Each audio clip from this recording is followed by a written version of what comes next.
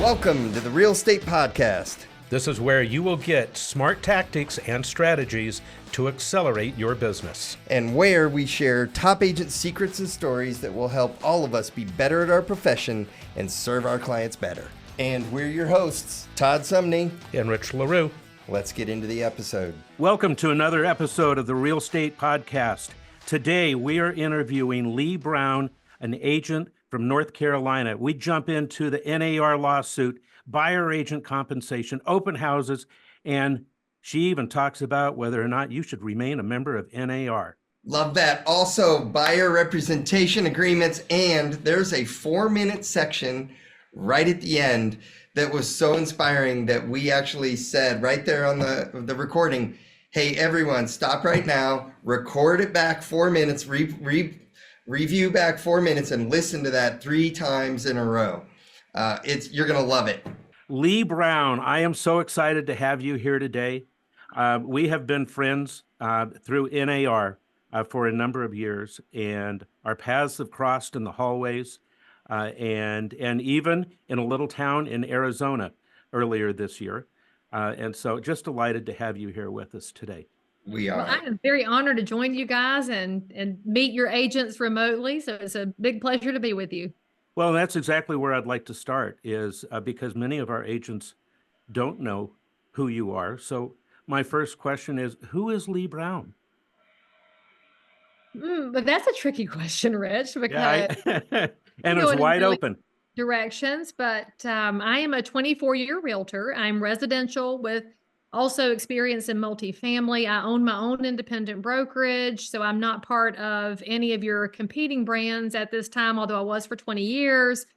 I love real estate. I grew up in the business, but I didn't want to get into it like any good kid of a realtor. I don't want to do what Dad does. And I sold stocks and bonds on Wall Street. I sold chainsaws for Husqvarna, so they were definitely premium chainsaws. And of course, I paid for college as a bartender. So all of those different career paths added up to turn me into a real estate person who now I got tickled because a lot of the comments I was getting on the video this weekend kept calling me a middle-aged mom in real estate. I'm like, well, that's such a nice thing to say. It's not a pejorative. I am a middle-aged mom in real estate because I have 2 teenagers that are both in college. I have a husband of 20 years who is very, very, very patient with all the real estate crap that he has to put up with. And we have a bunch of chickens, and I can't be bought or paid for by any organization because Jesus already paid for me. So we're good. There we go. Love that. And where are you based out of?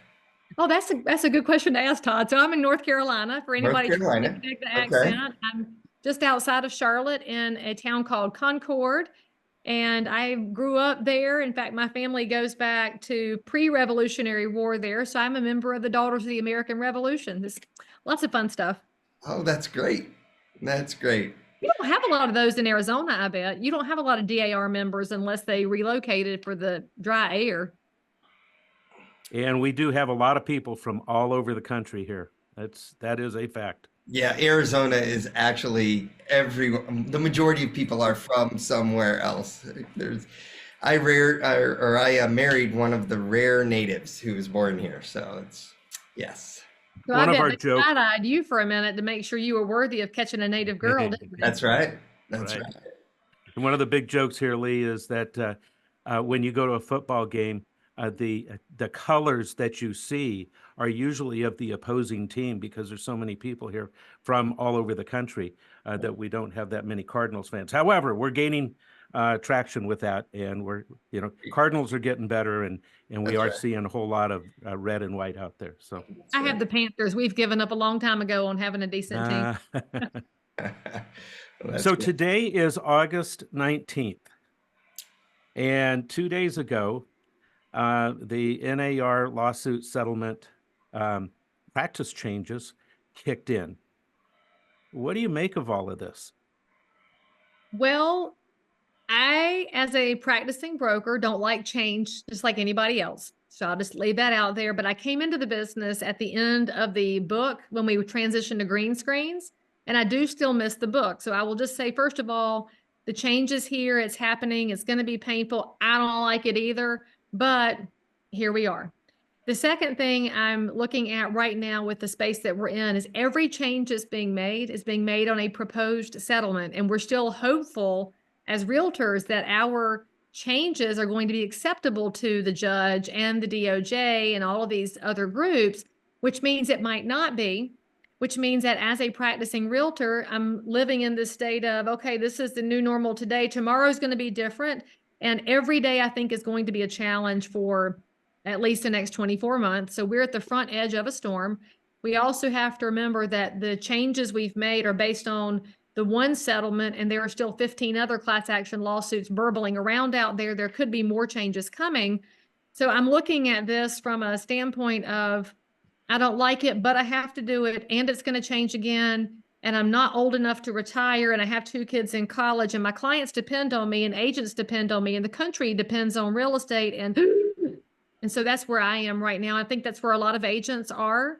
So if you're the agent who feels all of those things, you're not by yourself. Even if everybody else on social media is acting like everything's great, everything is going to be how it's going to be. And for some of y'all, your business is going to go to the moon because change is good for some agents. For some of you, you may let your license go because you cannot function with this level of stress and change. And that doesn't make you not worthy, and it doesn't make you not valuable. It's just not going to be for everybody. So we don't know where it's all going to land. Right. So how many years have you practiced real estate? I am 24 years in. So when I came in, Okay. it was a pretty stable market. I mean, we were at 6 months average on market back then. So that was what used to be normal days on market. Do you remember that? 6 months days on market was normal. So when I came in, we had a normal, stable market. And for those of y'all that are younger in the business, that is equal buyers and sellers. So it's considered to be a very fair marketplace. And then we had the run up from the loose mortgage money to the Great Recession, which in my area, Phoenix, of course, felt it along with Vegas, and Florida felt it first. We called it a little bit later in Charlotte because we didn't have the great run up. So we started to really hit the skids end of 2007 all the way through 2012, which, funny enough, for those of y'all that need to know a little encouragement, my best years in real estate were the Great Recession years. I killed it with short sales, foreclosures, and people who needed to have answers given to them. And then, of course, after that, we had the Army crawl back to a normal market. And about the time it was starting to pick up steam, COVID hit, and it went deathly silent for 5 minutes as everybody went, and then it went to the moon into a market nobody's seen. And now, of course, we're stabilizing back out. So my 24 years has been stable, up, down, up, sideways, to the moon, coming back down a little bit. So I think I've seen a lot of it. But my daddy saw the savings and loan crisis and the Carter era interest rates. So I grew up watching all of those machinations of the market too. Right.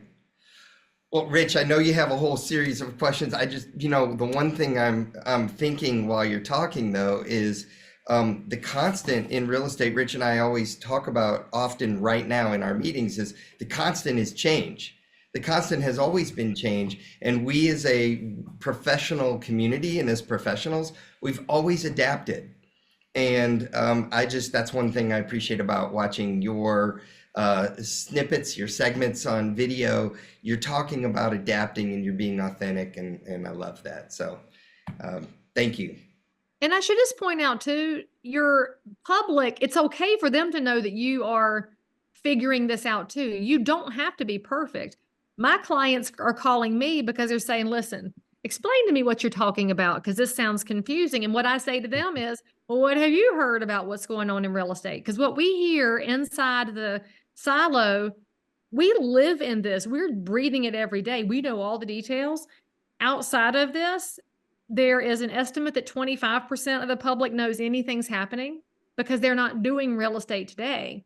And so when you are openly saying, I am changing, I'm adapting, it's going to be fine, call me if you have questions. When they call you, you say to them, well, what have you heard, so that you can adjust accordingly, because you are not expected to know all the answers. You're just expected to be available and to go get what answers you can find.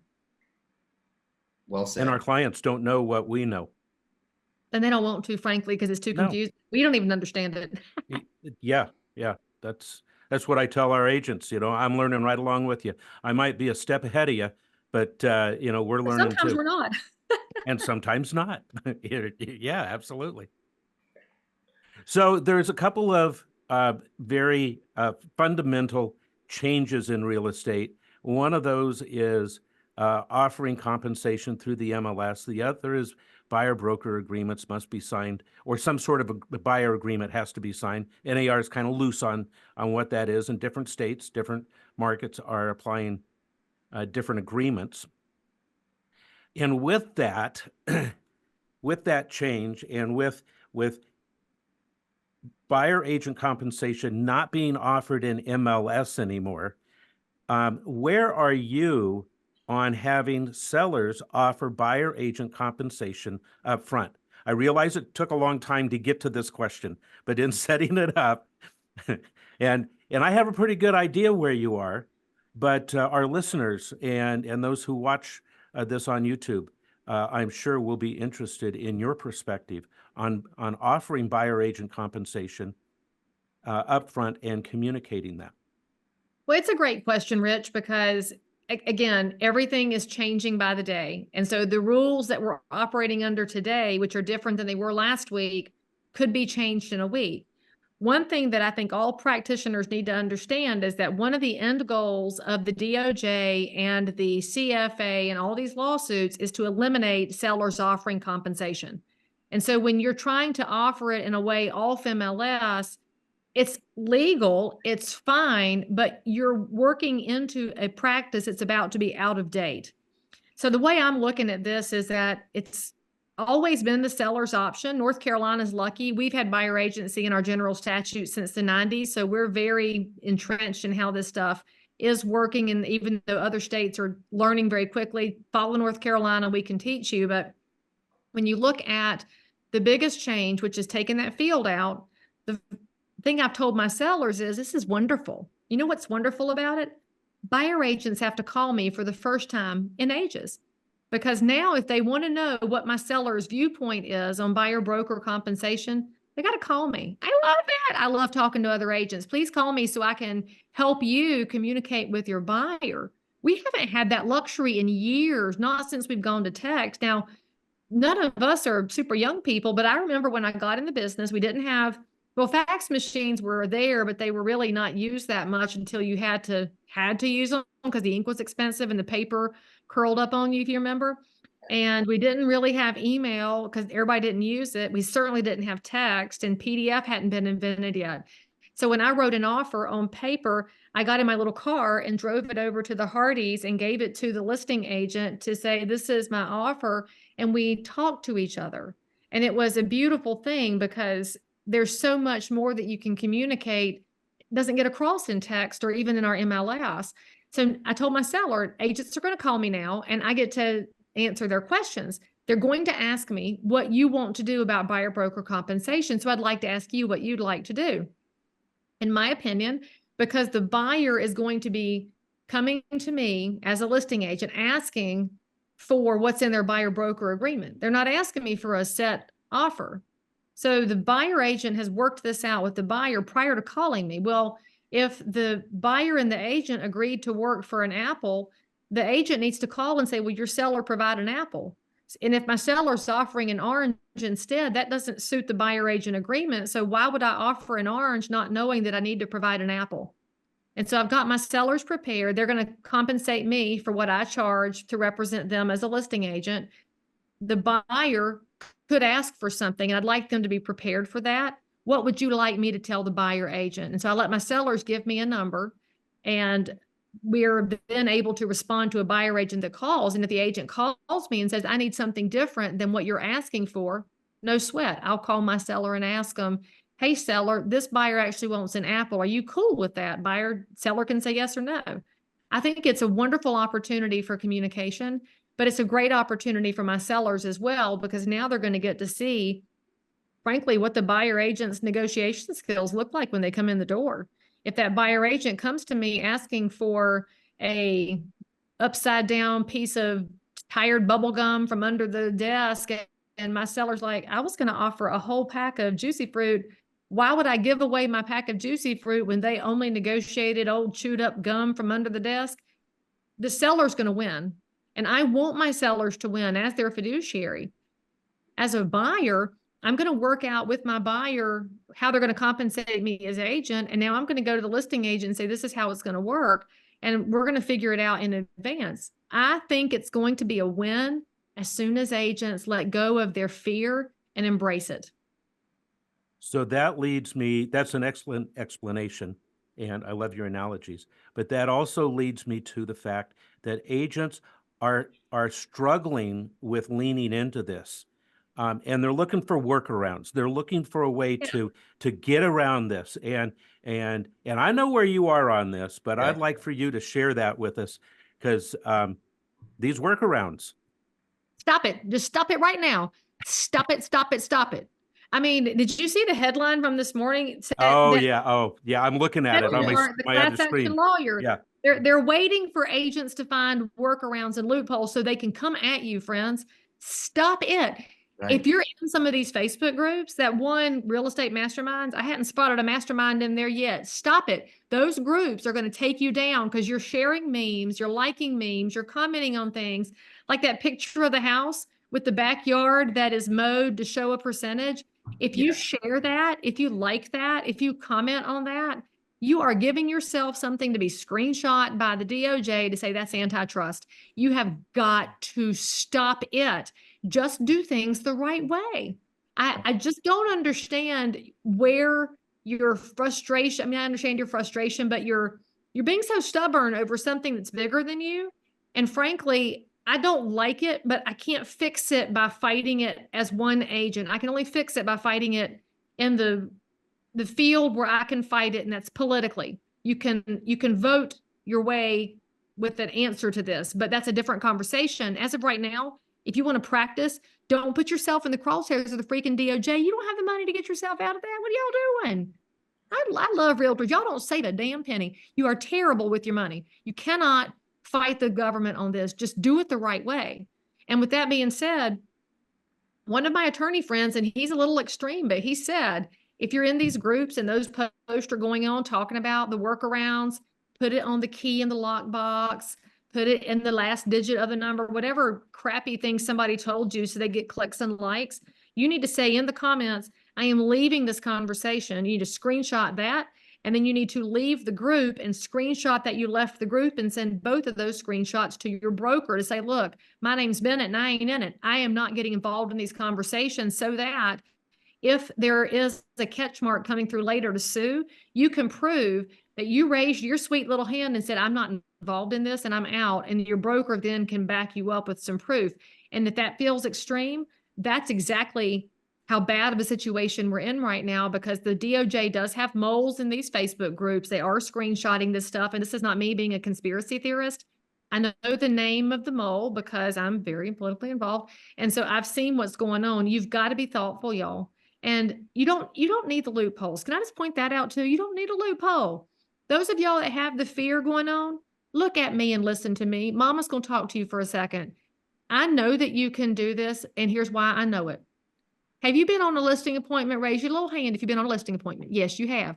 You walked in that house. You had your packet together, all your comps, all your data, all your information, all your forms. You walked in the door, gave your little pitch, gave your song and dance, looked at the linen closet, said, oh, how nice. And you sucked up over the house, got to the kitchen table, went over everything, said, y'all ready to list? And they said, yes. And you pulled out your paper and you went to chunk to chunk. Here's what I charge to chunk. Here's how we do co-broke to chunk, initial.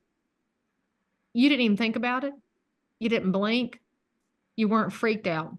The only reason you're freaking out about doing that same thing with your buyers, you haven't practiced.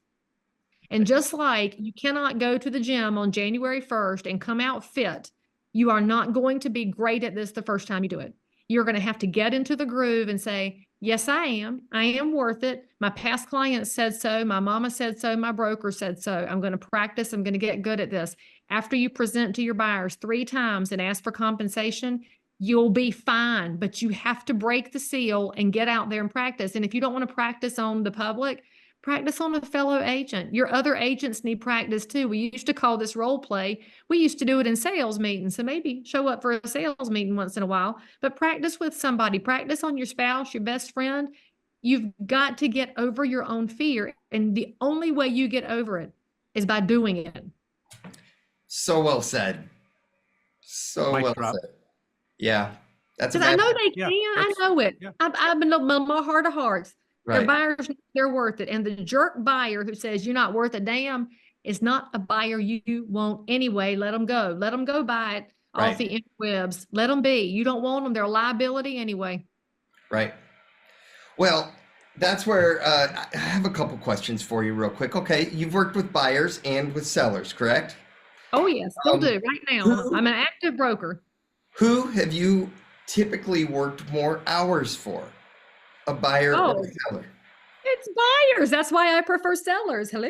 I think that's why every listing agent prefers listings because it's a different type of attention that you pay. So here's the suggestions. I love that you bring that up, Todd. I think any smart agent would take out a little piece of paper, look at your most recently closed buyer, and look at all the interactions. And I want you to jot down the time you spent on the text and the showings and the paperwork and the redoing the paperwork and the inspection and the repairs and the repairs and the repairs, the appraisal, lender, the other agent 47 times, how many times you sent the utility information they couldn't find and you had to resend it. All the stuff that you do is probably in the neighborhood of 40 to 60 hours you spend on that buyer. However, the buyer thinks we spend about 5 hours on them. The reason there's a disconnect between what they think and what we do, we have failed to communicate it. Yeah. You are handling so much on their behalf because you want to make it Staples button easy that they don't understand that you're up late at night working on things. They don't know how many conversations you had because you never told them. And so if you would just pull that spreadsheet together one time and show a buyer, you say, I spend an average of 42 hours on a buyer. And if I charge what I'm worth, which is, pick your number out of well, just use minimum wage. I mean, $20 an hour times all those hours. You're thinking, I ain't doing this for $800. Now you're going to start to realize that the math doesn't add up at minimum wage, but we're professionals who carry E&O. You're not a minimum wage job. I don't care what the New York Times says. And so you start to realize your hourly wage should make some sense. Your commission actually is going to wind up being a deal compared to what they would pay for you hourly. Look at what lawyers charge in your market, get their hourly rate, and then toss that into your real estate equation. It'll all make sense. Yep. Thank you, Leigh. That is, it's interesting because Todd and I have been out in our markets across the country and preaching the same thing about being able to articulate our value. And as a group, I know individual agents do a wonderful job of this, but as a group, we have been lousy at being able to articulate our value, especially to buyers, because we've just been taking it for granted. And, it was pointed out to me earlier this year when I was selling a condo to my middle son. He bought his first home, and he's been around real estate his entire 38 years. Because he's been with me, right? And I think that some of this just kind of rubs off through osmosis, and it doesn't. And I had to back up and realize that I better do a better job of talking about what I'm doing so he understands what's going on. And so it really got hammered home to me this year. And so we've been talking about that. And there's a number of ways that a person can come up with that list because most agents do not have that list of what they do. And a glass of wine and a yellow pad of paper is, the old school way of doing it. And it certainly works. Well, it's also don't discount the time that you spend on text, Facebook message, Instagram message, because I know that my buyers hit me on all of those channels. There's a buyer I'm waiting on their signed contract to come back from the seller right now. She's delightful. Sometimes she's coming through Instagram, sometimes Facebook, sometimes text, and sometimes email, and sometimes the phone, which is an exhaustion in and of itself. Right. And then I realized the time it takes to check those channels, that's all time that if I were an attorney, I'd be charging in 15-minute increments for every single one of those messages. So for you as an agent, treat yourself like an attorney. Every time you respond to any message, any channel, 15 minutes, boom, boom. You're like, but Leigh, it didn't take me that long to answer it. Yeah, but you had to log into the channel, go to the messages, find the message, come up with a response and send it. You did spend 15 minutes every single time. And that's why none of you have a life, because you are terrible time managers. And there I said it. And to your point, What do you Rich, really think, Leigh? I You know, mean, I think you're holding back today. these things are so poisonous. They suck Yeah. our lives away from us. Yeah. And it takes away our ability to manage our day and our relationships effectively too. But you mentioned that with you think your son had absorbed it from you. I think that's a great thing any of your agents could do, is talk to that person who lives in your house, whether it's a kid or a spouse, and say, what's the first step in buying a house? Just do some little quizzing. And it's an eye opener to realize that we think we've conveyed it really well, but we didn't, because actually we're worse at conveying it to those close to us than to a random stranger in the marketplace. Just like our National Association of Realtors has not done a great job of articulating value to its membership right now. In fact, that's probably their least effective thing right now. And it needs to happen to keep the trade association alive so it can do great work. But it hasn't articulated to members or to the public.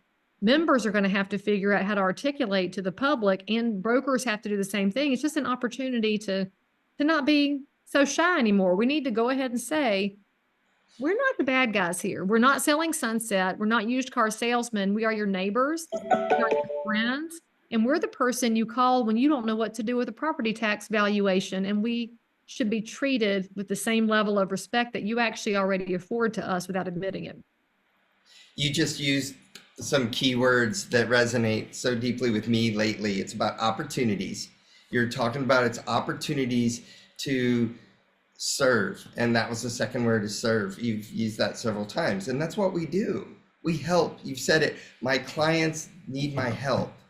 And that's what we do. And that's what I know you do by listening to you talk. So some of those opportunities right now, love the way that you're talking about. It's an opportunity for us to communicate. I mean, think about it. Property tax valuations hit all over the country at different times. What better time, if it's happening in your market, you're the agent watching this and you don't even know when property tax valuations go out. Okay, call the tax office and ask, when are the tax valuations going out? Is it this year, next year? When is it? Be the person who knows. And then you can put out a letter, an email, you can do a video if you're smart and say, hey, neighbors, when you get this property tax bill, if you don't know what it means, call me. Drive home that connective piece that says, I'm your local expert. As you start to connect all those dots and you do it over the long haul of your career, it makes it so much easier to navigate changing times, because my past clients don't question my value. They already know what they get with me. And they know that no matter what they hear about real estate in the New York Times or Wall Street Journal or Bloomberg, it's not nearly as important as what they're going to get from Leigh Brown, who is dialed into my county. That's what each agent has the opportunity to do if you'll do it. So that's your next homework assignment. You got to talk to somebody in your house. That was the homework assignment. The other one is call your local tax office and ask when the next revaluation letters are going out. And don't feel stupid for asking, because you'll be the only agent in town calling to ask that question. I can guarantee it. Well said. You made a comment a few moments ago. You brought up NAR. There's an unrest. Many agents are very unsettled about the value of NAR because they've stepped in a pile of poop the last couple of years in several areas. So with that unrest, with them being unsettled, do you still believe that NAR is of value to the typical agent? There is a value to having a national trade association. I will say that if it's not NAR, somebody else is going to fill that void. What makes me wildly uncomfortable is that if it's not NAR, I feel it would be a for-profit entity like a Zillow or a CoStar trying to fill that void. I am wildly uncomfortable with that, because while I am very unhappy with NAR's approach on all of this, and I think they have made terrible mistakes, it's still better than the alternatives. So what needs to happen? There needs to be a right sizing of the organization. It needs to be restructured, in my opinion. and we need to get some strategic focus back. I think the organization has suffered from strategic drift. If you ask our leadership what the goal is of the organization, they will say about real estate, advocacy, property rights, and they cannot articulate it well. That's to the detriment of the everyday member who needs the organization to defend them. If there's one thing I want our organization to do, it is defend the membership. And in the public eye, say, our members were not the bad guys here. Yes, we're going to do things in the way that makes other things better. We're always looking for ways to improve, but we have not done things poorly. And that message has not resonated, which is where my frustration comes from. I think the organization should defend its membership, even if there's been some mistakes. And I still don't believe the mistakes that we have been accused of are real. I think they are perceived mistakes in the eyes of people who are making a lot of money on lawsuits and a government that wants to take us down.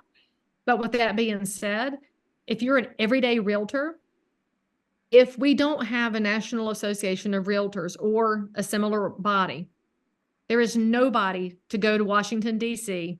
and explain the 1031 tax deferred exchange.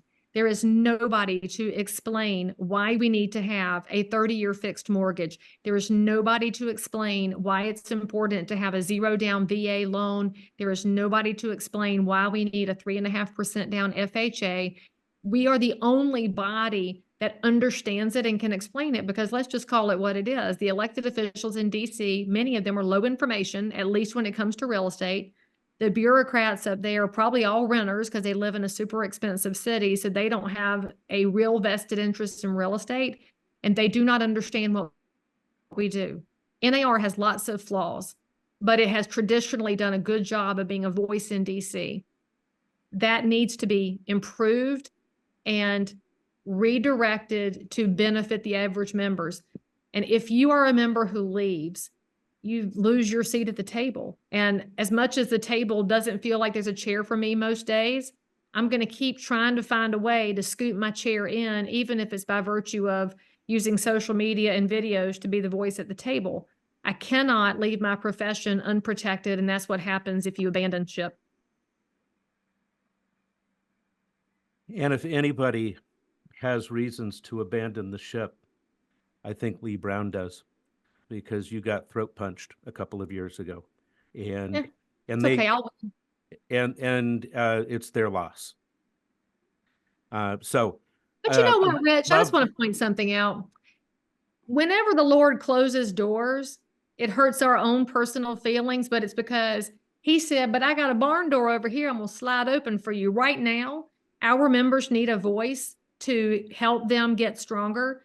And if I were in leadership, I would be under a lot of lock and chain and lawyers. And I'm a free soul right now. So I have an opportunity to say and do things that I wouldn't be able to do if they hadn't closed that door. So I'm very grateful that that door was closed. and I appreciate your attitude about that. That's awesome. Thank you for Yes. opening our eyes on that as well. It's bigger than all of us, right? I mean, It is. if we're going to be grown-ups one day in life, we have to realize that life is bigger than any one person. This profession is bigger than any one person. And if we learn how to focus on the people that nobody else is speaking for, life gets really interesting, because a lot of people out there wish they had a voice. They're scared to have one. And maybe you who's watching this video, you are the voice they were waiting on. So pick up your phone and start talking. Well said. That is well said. That's great. All right, let's go back to real estate in the trenches. We've been getting a lot of questions about open houses and the fundamentals. I feel like I'm going back to real estate 101, and it's kind of fun. And so, with that, how is Leigh Brown attacking open houses these days? Okay, well, I've always hated open houses, to be quite fair, even though I did a lot of them. Appreciate your honesty. Career. I despise open houses. And if I do one, I'm always going to have a lender with me, because I will never put my own safety at risk. So just put the safety piece out there. I do find it to be wonderful prospecting for sellers, though, because I go to talk to all the surrounding houses and I say, hey, just a girl Carol over here holding an open house. Would you keep an eye open on the street and make sure nothing looks untoward so that I'm safe? You'd be amazed at how neighbors want to keep the realtor safe. And I think fellas could probably play that same angle too, just not as well as I can, but go out and say, hey to the neighbors, bring your lender along for backup so you have somebody to talk to. But the thing that's changed is very interesting. We have recently been told that a buyer wandering into an open house is the only one that doesn't have to sign that showing agreement because I'm opening the house as a representative of the seller. So that is a perk to me, not having to field calls from these unrepresented buyers that want to save $1. I will just say to them, I'm having one open house. You can get to it or not, and it's going to be this time in this place. So there's an opportunity there to let the seller feel you've given the unrepresented buyer a chance to come in the house. For me, I've always explained to sellers that open houses benefit me more as an agent than they benefit you as a seller, because statistically, the chance that your buyer is going to wander through an open house is 1 out of 400. It's very low, as opposed to the chance that your buyer comes in with their own representation. So I'll do one if you want, but it may or may not benefit you. Your house has now been open to the general public, and by fair housing laws, I can't tell anybody they can't come in unless you have an actual restraining order. So if you have any unpaid gambling debts out there, I have to let that guy in the house to see what you have.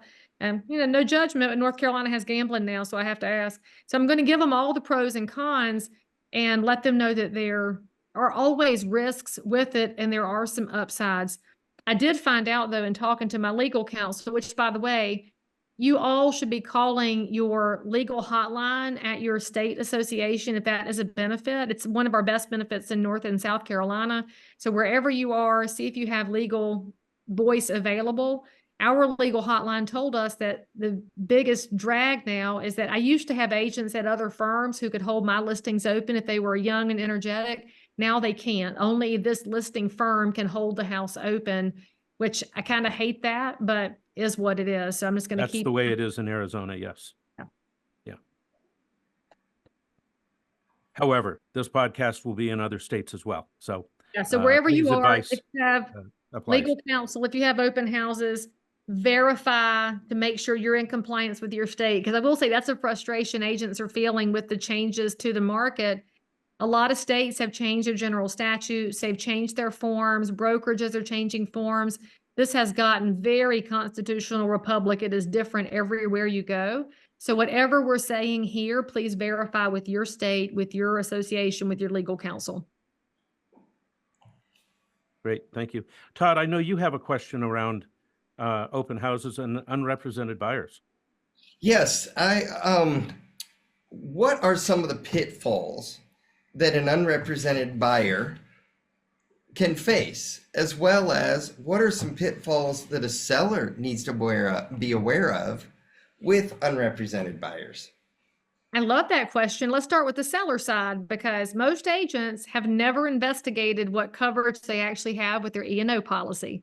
A lot of E&O policies are not going to want to extend to cover what happens with an unrepresented buyer. So it's very important that for a practicing agent, you know exactly what your E&O provider is going to say. And if this is what, call your broker. That's why you have a broker, and say, what brand of E&O do we have? Who do I call to ask? I have a seller X and unrepresented buyer Y comes in. Where are my biggest challenges? You need to know this, because I tell my sellers, an unrepresented buyer brings in a lot of liability for you, the seller, and for me, the agent. And I want us all to be aware of that before we go down that rabbit hole. So that's a risk on the seller side. It's just E&O related. The second thing is, as an agent, you're about to do double the work, because that buyer is going to ask you X, Y, and Z. You can't answer most of it, because if they're not your dual agent fiduciary client, you only owe them material facts and honesty. You cannot answer most of their questions. So they'll say, well, what inspector should I use? You get to say, you pick. I just have to know they're licensed, bonded, and insured, but my name's Bennett and I ain't in it. Who's going to close for me? You pick. Well, what do I do about this repair item? You tell me. You really wind up being a don't ask, don't tell, can't say, don't know nothing. They're going to think you're a moron, but you don't work for them. And so the biggest thing you tell an unrepresented buyer is, I can't answer most of what you're going to ask me. So when you're ready to write an offer, here's some blanks. Good luck. Well, what do I put in here? Call a lawyer. Call a lawyer. Call a lawyer. And so your seller needs to understand you're going to have to do that, which means that buyer is going to be hard to pin down, hard to close. They won't have anybody to explain things to them. They will be, in the immortal words of my friend Kyle Killebrew, he's an agent in Indiana, and he says people are stepping over dollars to get to nickels. That's what these unrepresented buyers are going to be doing. They're going to cause a lot of headaches and probably never close on a house. To an unrepresented buyer, I would say, you're about to ask me a bunch of questions and I can't answer. I can't answer. I can't answer. Because if you want an agent to answer your questions, that's going to put them into a fiduciary role where they're going to be covered by their E&O. And until you engage me as your agent, my E&O is not kicked in. I can't be your fiduciary. So I can only answer your questions with a sentence instead of a paragraph. When I become your actual buyer agent, I can answer all your questions with a paragraph. That means I can give you all the ins and outs, all the multifaceted information. I can go digging, I can get everything together for you, but only when I've been engaged. And it's very important that we help buyers understand we do more than unlock doors and send DocuSigns. And I'm just going to point this out. If you're the agent who's been unlocking doors and sending out DocuSigns, you need to get your act together, because every time you open a door, you should be letting the buyer know this lockbox is part of my membership dues. It's tracking us into the house. There's cameras everywhere. I want you to keep your mouth shut until we're back outside. So you start giving some counsel. You walk around the house and do what you've been supposed to do all the time. Look at that foundation. Look for cracks. Go check the toilet. Flush it one time. See if it runs nonstop. Be the person who's got eyes and ears on the house to give some guidance and some feedback, which is what you were supposed to do all the time. And during COVID, you know this, get honest. You had 5 minutes. You FaceTimed them through the house. Said, this is fine. Buy it, buy it. You got way too fast. If you'll slow it back down and stretch out all the things that you were used to saying, your buyers will start to see the value again. When you're talking about DocuSign, none of you should send one without having explained it first, which means you might send them a PDF if they're out of state. Call them, walk through the PDF, and then send it for DocuSign. If you are sending it for signatures without giving them information, you're not worth very much. And this is why buyers don't value us. We have got to slow down and articulate our value so that they'll want representation. The only reason a buyer doesn't want representation, it's not because of the money. It's because they don't think you're worth the money. It's two different things. If they start to see all the things that you're going to provide and the fact that you do have that vendor list, don't forget that's valuable. You've got these partners that are honest brokers and they are great, thorough home inspectors who are licensed, bonded, and insured, and your surveyor knows every inch of the county. You've got those people. You ask the buyer, so would you rather go to Nextdoor? Would you rather go to Angie's List and find people, or would you rather talk to me who's known these people for decades, and I know that they have the appropriate licensure, bonding, and insurance to protect you in the event of trouble? Sell yourself and be honest about how amazing you are.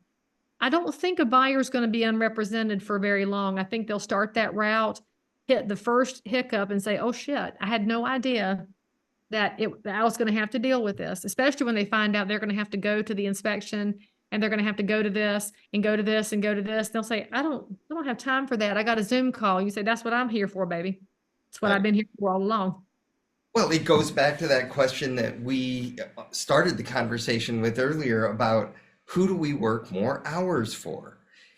Rich and I will be in a room full of hundreds of agents and we'll ask that question and every hand will go up and say buyers. And so we work more hours for them. We are doing so many more things that take the time. And that's why I just love hearing you talk, because you're just talking about the opportunity now for us to explain that to our buyers. So let's go into the weeds for just 1 minute. One last question. There's a lot of stress right now around the different types of buyer representation agreements and the different ways that they can be customized, and they should be customized. So, if you think about a customer that you literally just met, a buyer that was just referred to you by a friend, maybe a buyer that wasn't even referred, but now all of a sudden you literally just met a buyer 5 minutes ago. You are going to need to have them sign some form of written representation agreement also outlined compensation, but you and I just met. It's almost like Rich uses the analogy, it's about like getting married and we haven't even been on a date yet. We literally just met, right? So could you talk about how you're going to be handling that conversation in the next couple months? Well, the first thing is take the pressure off yourself and you say to that buyer, say, Mr. Buyer, I don't want to make you sign something the first time you met me. This did not come from the realtors. The Biden DOJ is making me have this sign. And for those of y'all that love the Biden DOJ, I think you're not paying enough attention, but the DOJ is forcing this, right? So let them know it's above us. It's out of our hands. This is a DOJ thing. We're trying to shut them up. Realtors didn't invent this. Get yourself out of the hot seat. I'm not the bad guy. I'm a rule follower. By the way, Mr. Buyer, if you meet an agent who says, I'm not going to follow the rules, I'm not going to make you sign anything, what other corners are they going to cut? For me, I'm not going to cut any corners when it comes to what the regulations are with my general statutes in my state, what is required of me by my professional trade association, what is required by the DOJ. I can dislike it very much, but I am not going to flout the rules because that puts you, the buyer, at risk. Y'all, there are already agents all over Instagram and TikTok and Facebook saying they're not going to let people sign things. Okay, great. Go ahead and tell the public that you plan to flout the rules. I think it's a wonderful opportunity for agents to say, that's not who I am. I am a rule follower because it protects the consumer at the end of the day. So just lay it out there. That's where it came from. I am a rule follower. And then as you look at that form, there's non-exclusive and then there's exclusive. For me personally, at this stage in my business, I don't do non-exclusive. You're going to date me, then you have to marry me. But I understand if you're not ready yet. If you want to shop around, I wish you all the best. You'll come back to me later. I only have a limited amount of hours in my day and limited bandwidth. So I only work in an exclusive fashion. That means when you pick me, we are married. What this form states is that if I show you something, I deserve to be duly compensated should you buy it. Do you agree I should be compensated if you buy a house I've done the work on? They will say yes.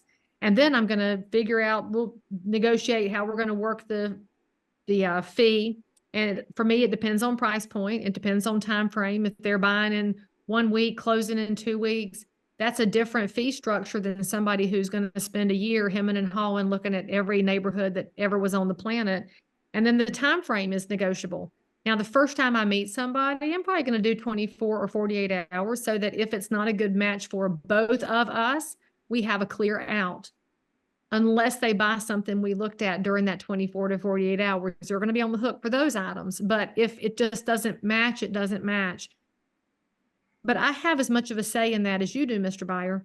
This is a two-way street. So if I don't like you, then I can end this. And if you don't like me, you can end this. This is a unilateral decision to not continue because I'm confident in my abilities and I want you to be confident in my abilities. That's how strong you have to be.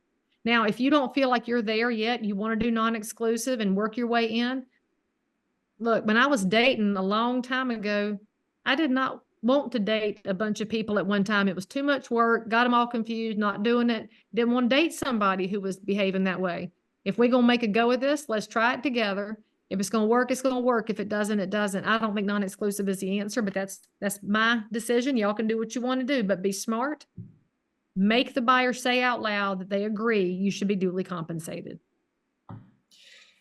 You just touched on all the different points, a whole series of questions that that agents will typically ask in a meeting, and so I thank you, I thank you for that. So let's drill down just a little bit further on one of those points, though.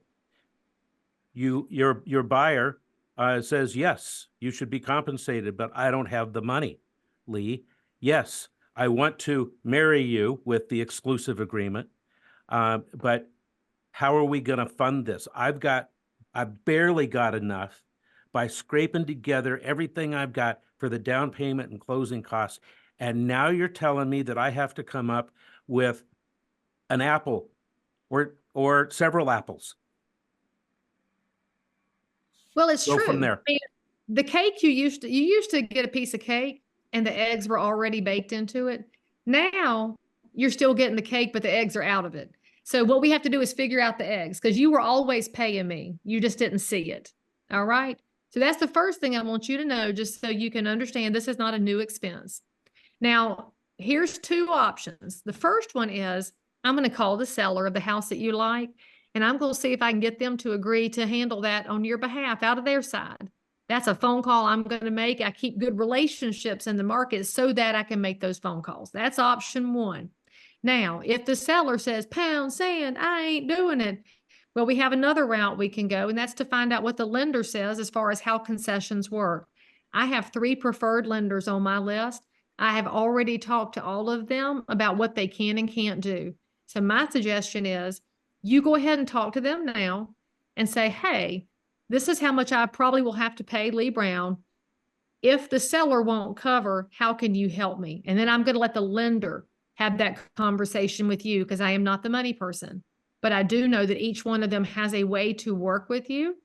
And you've heard on the internet that no lender is going to work with you on commissions.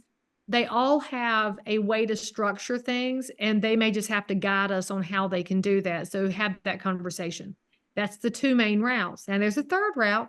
You can buy your house, have no money, and I'm going to put a lien on your house for the commissions. And so it's going to sit there in second position. And what this means is when you go to sell that house one day, that's when I'll get paid. So I might not get paid for 10 years, or if you decide to refinance in a year and a half, that's when I'll get paid. But that's our last case scenario. And yes, I have done that. And no, I don't like to do that, but that's our last alternative. And I'm financially stable enough I can do that. Not every agent is. So that's why I don't think everybody should offer it. And for those of y'all that are hearing that and your head just exploded, please just call your broker, because that is not in everybody's solution. Yeah. That's a Leigh Brown's ability to do things. But it's also the cool thing about real estate. We all have different things that we can and can't offer. You don't have to offer all things to all people. You don't have to be all things to all people. What you do have to do is keep up your local relationships and make sure that you've had all the homework done when it comes to your lenders, so that you know what can and can't be offered. Perfect. Thank you. We are coming to the end of our time together. I can't believe how quick this time has passed. It's been an awful lot of fun and very informative. So thank you in advance. Is there one last thing, Todd? Oh, okay, Todd, you've got something. Go. I know the question you were going to ask. Go. Oh, yeah. If there's one thing that we have not touched on that you would like to touch on and have our audience know about, what would that be? There are a lot of people around real estate that are behaving a little ghoulishly right now. They are celebrating, 500,000 people are going to get out. It's going to be great. They are acting like it's going to be great to bleed members. I wholeheartedly disagree with that, because each one of you who is watching this, you know people, and they're your friends from church. They're your friends from the ball field. They're the parents of your kids' friends. It's your family. It's all the people that are in your circle. If you get out of real estate, who replaces you? Who are they going to call when they have questions? Who are they going to say, I don't know what this property tax valuation means. They need to sell mama's house because she passed. They don't know who else to call. You vanish. Who do they call? Do you have only great competitors in your marketplace that you could gladly just let those competitors fill the gap? Or do you feel that you have a unique and special ability to serve? If you feel that your space is unique, fight for it. Learn the new ways, get strong, and fight for real estate.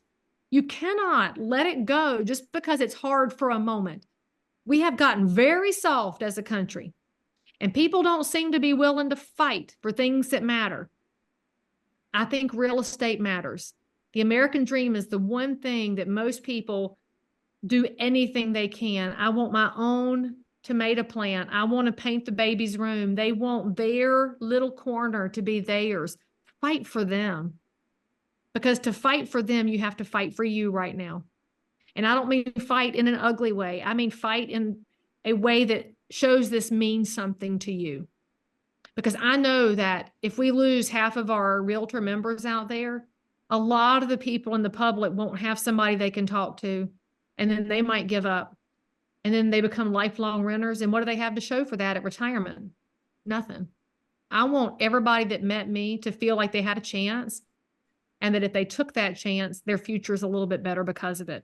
I need you to be strong like that too. Wow. For our listeners, I want you to rewind 3 minutes and listen to that, 4 minutes, and listen to that 3 times in a row. I mean, so well said, and just speaks to our commitment to our industry, to what we do every single day. And what really spoke to me was just the part about, if not us, then who? Who is going to take care of our sphere? We talk all the time about, we did a study here, about the DISC, the DISC personality, and we had our agents fill out the personality profiles. And then we looked at our top 10% of our agents, and we said, what's different between them and everyone else? And across the board, off the charts on empathy and service. And so hearing what you just said of, if we're not there to serve, then who is going to serve? The people we care about the most, which are our friends, family, neighbors, acquaintances, everybody that we serve. So I can't thank you enough for saying what you just said. Well, it's got to be our rallying cry. Right. And if NAR won't do the rallying cry, then we, the members, have to do it together, because we've got a profession to save. You've inspired me today to do more of that. Rich, what were you just going to say? Well, I was just going to piggyback on that, Leigh, and say it is up to us. It's not up to NAR. They have a job to do as well, but we have a job to do at the kitchen table of our clients, and we need to take that message to them. We need to be the spokespersons. We cannot rely on the media to do that. We have to take the truth out to them. And so, in wrapping this up, I just want to say thank you, Leigh. I appreciate you so much. I appreciate who you are in the industry. I appreciate your spirit. I appreciate your heart. You just put it all out there, and you are just a magnet to those of us in real estate who appreciate the truth. And I thank you for that. Well, it's certainly an honor to be invited to your program and to present to your agents. I don't take that lightly. So thank you for the opportunity. And I'm grateful to call you a friend, Rich. And Todd, I can call you a friend now too, that we've shaken hands over the camera. Yes, we can. We can. Ditto what Rich just said. But here's the thing. I'm not quite ready to go. I just have one final little question, because you've inspired me so much. Goal setting. You are obviously a high achiever. And so right now, there are some people that I think could use some advice on, what are they going to set some goals for the next 3 months. Oh my gosh, I just ordered that on Audible. Okay. This is the goal setting book. This is the one. Okay. And in real estate, it might be the 12-day year right now, but it talks about how if you chunk your year into pieces, you're far more likely to get to your goals, because we get so distracted and it can just feel unachievable. So you're going to love it. And the author is, I heard him at a presentation about a month ago. He might be the most boring guy I've ever listened to in my life, but it's terrible. But the book is fantastic. And he talked about how he's lived through this and how he came up with it. So this is my goal setting book. I'm so glad you said that. Todd said it. All right. Well, that is a way to end it here, because we're the next 12 weeks. You are going to do some exciting things, and I recommend all the agents then go order that on Audible. You can listen to it while you're driving around in your car. That's what I've been. It's on my wish list. I'm going to order it today. I got a new credit. An old person, buy the real book, and then you can dog ear the corners and underline things and put highlights in. Rich, you're old like me. You get the real book. You're fine. Wow. My dear, when you say that you have been in the business for 24 years, I think you're just a kid. I know. I'm a baby. I'm 41 years in the business, and it blows me away, because I used to be the youngest. I couldn't even grow facial hair when I got into the business, let alone have it come in white. And so, these days it's very interesting. So yes, okay, you're right. I'll order the real book, the printed version. I'll dog ear it. I'll tear it up. I'll highlight it. Wow. Well, thank you, Leigh. It has been so wonderful to spend time with you today. Thank you for everything you shared. It's an honor. Thank you for having me. Thank you, Leigh. All right, so everyone hit those big thumbs up down there. Give Leigh a big like for everything that she said today. And thank you for joining us. This has been an episode of the Real Estate Podcast. Leigh Brown, thank you for joining us. Todd Sumney saying we'll see you on the next episode. Rich LaRue, next episode. See you there. Like what you're hearing on The Real Estate? Tell your friends about us. Tell them to check out all of our episodes on Google Podcasts, Apple Podcasts, YouTube, and Spotify. And don't forget to send any topics you want us to tackle to therealestate@homesmart.com.